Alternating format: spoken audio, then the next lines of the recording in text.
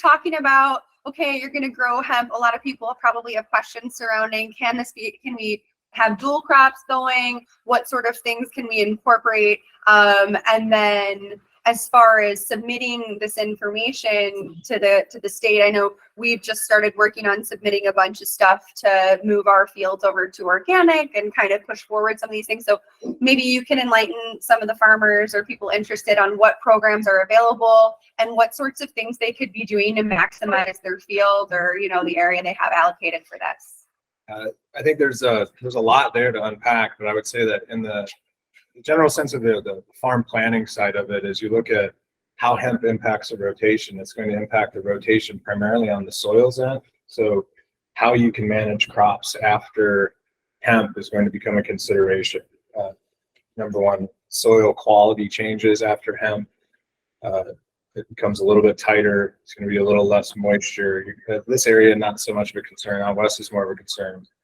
What we're more focused on is how the agronomy system that it's going into, or the farming system it goes into, impacts the carbon benefits that the plant brings to the farm, because that's one of the biggest market benefits of hemp is its impact on carbon. But then if you consider it goes into a conventional corn model where your heavy nitrogen application or heavy fertilizer applications, maybe aggressive tillage systems, you start to degrade that carbon impact that you have as a producer. And then and when we look at carbon, we look at, number one, soil carbon stocks. How much carbon do you have there? And hemp adds carbon to the soil. It's well documented. And then you haul off a bunch of carbon when you harvest hemp.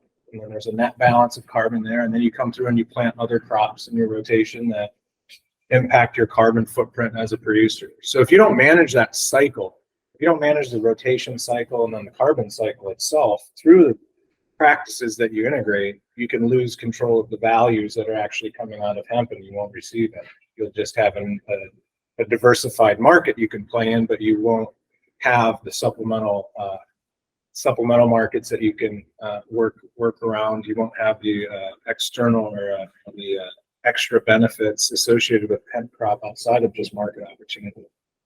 So there's all these environmental advantages that shouldn't just show up as advantages. They should be monetized for you as a producer, and it all revolves around how you manage it in your rotation.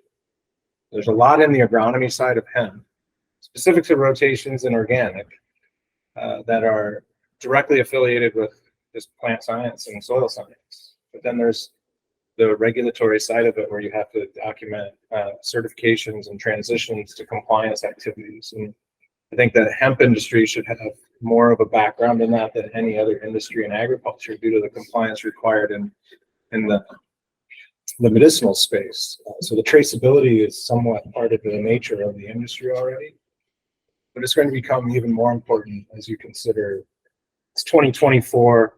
The USDA National Organic Program is adopting technology for compliance activities. So there's all sorts of opportunities to streamline the regulatory piece of this, the agronomy piece of this, but it is a delicate balance between how does the agronomy program enable more benefit out of the hemp product, and then how do you ensure that you are in compliance with all the activities.